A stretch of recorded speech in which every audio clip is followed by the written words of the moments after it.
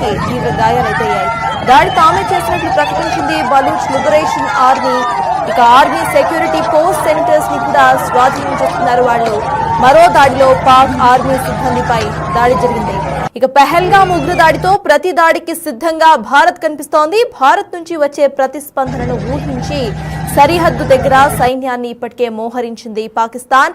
ఇంతలో పాక్ సైనికులపై విరుచుకుపడింది బలూచ్ ఆర్మీ. అయితే భారత్ బలూచ్ దాడులతో ఇప్పుడు ప్రెజెంట్ పాకిస్తాన్ డిఫెన్స్ లో కనిపిస్తోంది. మొన్న జరిగిన పెహల్గామ్ దాడిలో ఇక్కడ భారత్ ఇప్పటికే దాడికి సిద్ధమైంది. ఇక దాన్ని ముందరే ఊహించిన పాకిస్తాన్ ఇప్పటికే తన ఆర్మీ ఫోర్సెస్ ను బలంగా చేసుకుంటోంది. కానీ బలూచ్ ఆర్మీ తమపై దాడి చేయటం, ఇక నలుగురు పాక్ సైనికులు మృతి చెందటం ఇప్పుడు పాకిస్తాన్ కి ఒక కోరుకోలేని దెబ్బ అని చెప్పాలి. ప్రెసెంట్ అయితే పాకిస్తాన్ డిఫెన్స్ లో పడిపోయింది. ఇటు భారత్ అండ్ అటు బలూచ్ లిబరేషన్ ఆర్మీ నుండి వస్తున్న దాడులతో పాకిస్తాన్ ఇటు కంప్లీట్ గా మనకి డిఫెన్స్ లో పడిపోయినట్టు కనిపిస్తోంది. రైట్, ఇక దీనికి సంబంధించిన అప్డేట్స్ మా ప్రతినిధి శివ అందిస్తారు. శివ, చెప్పండి, ప్రెసెంట్ పాకిస్తాన్ పరిస్థితి ఏంటి? ఆల్రెడీ ఇటు బలూచ్ ఆర్మీ తరపు నుండి కూడా ఒక డిఫెన్స్ లో పడిపోయినట్టు తెలుస్తోంది పాకిస్తాన్. 4 ఆర్మీ ఆఫీసర్స్ అక్కడ మృతి చెందినట్టు తెలుస్తోంది. అసలు అప్డేట్స్ ఏంటి? రైట్ సటాజ్, పాకిస్తాన్ కు దెబ్బ మీద దెబ్బ తగులుతోంది. ఇప్పటికే భారత్ నుంచి ప్రతిస్పందన ఎదుర్కొంటున్న పాకిస్తాన్కు బిఎల్ఏ బలూచ్ లిబరేషన్ ఆర్మీ నుంచి కూడా ప్రతిఘటన ఎదుర్కొంటున్న పరిస్థితి అయితే కనిపిస్తుంది. పాకిస్తాన్ సైనికకు సంబంధించిన చెక్ పోస్టులపై కూడా బలూచ్ ఆర్మీ లిబరేషన్ దాడికి పాల్పడింది. ఈ బిఎల్ఏ దాడిలో 4 పాక్ సైనికులు మృతి చెందారు. మరో 3కి తీవ్ర గాయాలన్నట్టు కూడా తెలుస్తుంది. దాడి చేసింది తామేనంటూ కూడా బలూచ్ లిబరేషన్ ఆర్మీ ప్రకటించింది. అయితే ఆర్మీ సెక్యూరిటీ పోస్ట్ సెంటర్లను కూడా ప్రధానంగా టార్గెట్ చేసుకుని బిఎల్ఏ దాడులకు పాల్పడుతుంది. దానిలో భాగంగానే ఇటు చెక్ పోస్టులను సెంటర్లను స్వాధీనం చేసుకోవడం, ఇటు పాక్ ఆర్మీపై దాడికి పాల్పడడంతో ఇటు పాకిస్తాన్ పైన అంటే భారత్ అలాగే బిఎల్ఏ దాడులకు పాకిస్తాన్ ఉక్కిరిబిక్కిరవుతున్న పరిస్థితి కనిపిస్తోంది. ఎక్కడైతే పెహల్గామ్లో జరిగిన దాడికి సంబంధించి భారత్ ధీటుగా బదులిచ్చేందుకు ప్రయత్నిస్తుంది. దానికి సంబంధించి ఎక్కడికక్కడ సెర్చ్ ఆపరేషన్ కొనసాగిస్తోంది. ఇటు జమ్మూ కాశ్మీర్, శ్రీనగర్, పెహల్గామ్, బైసరాన్ అలాగే అనంతనాగ్ డిస్ట్రిక్ట్స్లలో ఈ సెర్చ్ ఆపరేషన్ అయితే భారత్ కొనసాగిస్తుంది. మరోవైపు పాకిస్తాన్పై బిఎల్ఏ బలూచ్ లిబరేషన్ ఆర్మీ కూడా దాడులకు పాల్పడడంతో ఉక్కిరిబిక్కిరవుతున్న పరిస్థితి అయితే పాకిస్తాన్కు ఉంది. ఇక భవిష్యత్తులో ఏం జరగబోతుంది అనేది కూడా వారందరూ కూడా ఆందోళన వ్యక్తం చేస్తున్న పరిస్థితి కనిపిస్తుంది. ఇటు పాకిస్తాన్ ఉగ్రవాదులు కానీ, పాకిస్తాన్ ఆర్మీ కానీ, పాకిస్తాన్కి సంబంధించిన ప్రభుత్వాధినేతలు కూడా ఎంతో ఆందోళన వ్యక్తం చేస్తున్న పరిస్థితి కనిపిస్తుంది.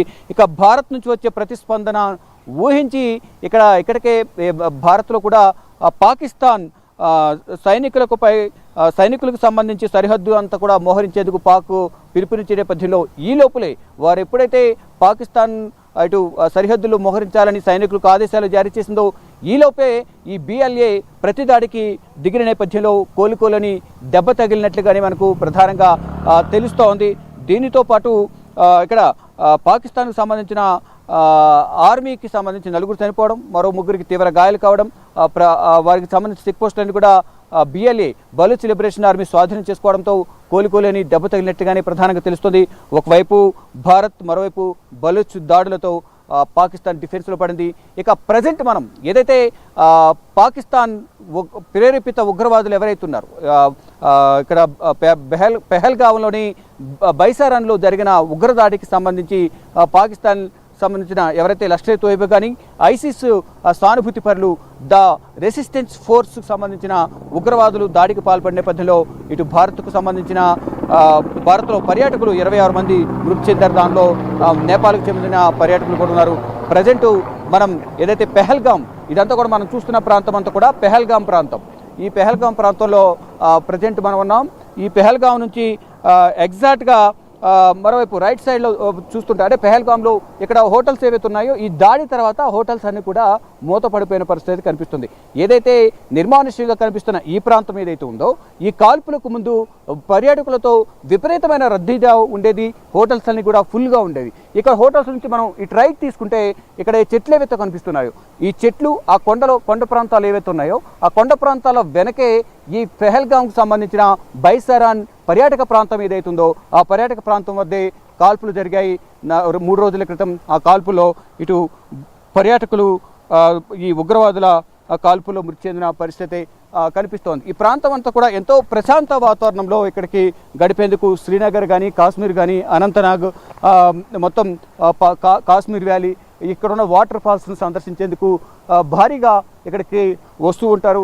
ఇక్కడ మరోవైపు ఇక్కడ మనం చూస్తున్నాం, గుర్రాలను కూడా చూస్తున్నాం. ఈ ట్రెక్కింగ్కి వెళ్ళే సందర్భంలో చాలామంది కూడా నడవలేని పరిస్థితులు ఉన్న సందర్భంలో ఆ గుర్రాల మీదే ఎక్కువగా వారు వెళ్తూ ఉంటారు. గుర్రాల మీద ప్రయాణం చేస్తూ ఉంటారు నడవలేని వారు.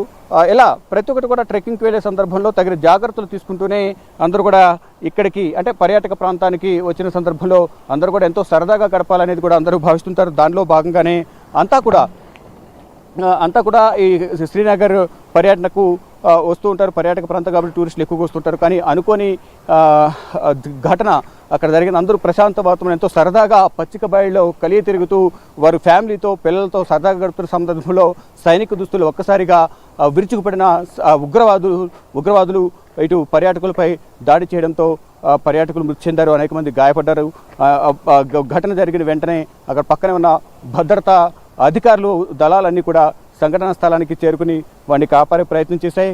మరోవైపు అక్కడ పాకిస్తాన్కి సంబంధించిన ఉగ్రవాదులు ఎవరైతే ఆరోపణలు ఎదుర్కొంటున్నారో వారు సైనికుల దుస్తులు వచ్చిన నేపథ్యంలో వారు 10 నిమిషాల్లోనే నరభేదం సృష్టించి అక్కడి నుంచి పారిపోయారు.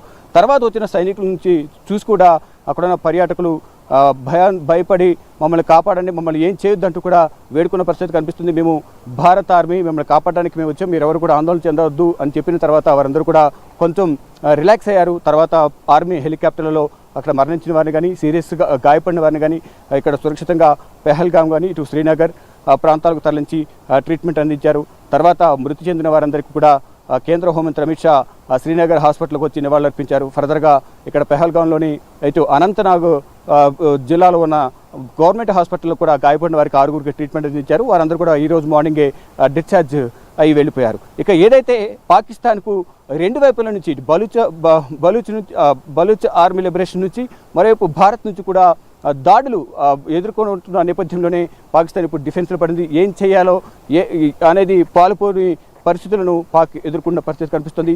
ఇక ఇటు ఒకవైపు బలూచ్ లిబరేషన్ ఆర్మీ, మరోవైపు భారత్ ఆర్మీ, ఈ రెండు కూడా ఇక్కడ పాకిస్తాన్పై దాడి చేసేందుకు సిద్ధంగా ఉన్న నేపథ్యంలో పాకిస్తాన్ దేశాధినేతలు కానీ, పాకిస్తాన్ ఆర్మీ కానీ తలలు పట్టుకున్న పరిస్థితి కనిపిస్తోంది. సటాస్ సిఎస్ మొత్తానికి ఇటు పాకిస్తాన్కి మరో ఎదురు దెబ్బ తగిలింది. బలూచిస్తాన్ ఆర్మీ తమ మీద దాడి చేసింది. అయితే ఈ దాడిలో మొత్తం 4 army officers, Pakistani army officers మృతి చెందినట్లుగా తెలుస్తోంది.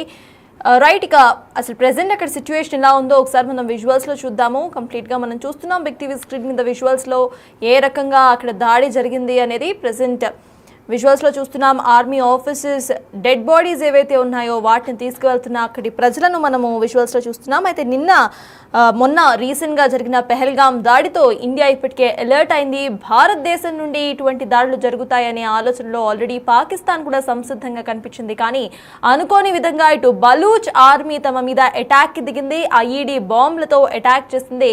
ఈ అటాక్లో మొత్తం 4 ఆర్మీ ఆఫీసర్స్ అక్కడ మృతి చెందినట్లుగా తెలుస్తోంది.